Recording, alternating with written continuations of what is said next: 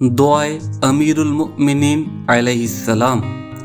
حضرت امیر المؤمنین نے فرمایا ہے کہ ایک زمانہ ایسا آئے گا جس میں لوگ کثرت سے امراض قلب کا شکار ہوں گے۔ اس وقت لوگوں کو چاہیے کہ اس دعا کی کثرت سے تلاوت کریں اور شفا حاصل کریں۔ اللہم صلی علی محمد وعلی آل محمد، بسم اللہ الرحمن الرحیم، یا حی یا قیوم، لا الہ الا انت، اسألک ان تحی قلبی، اللہم صلی علی محمد وعلی آل محمد۔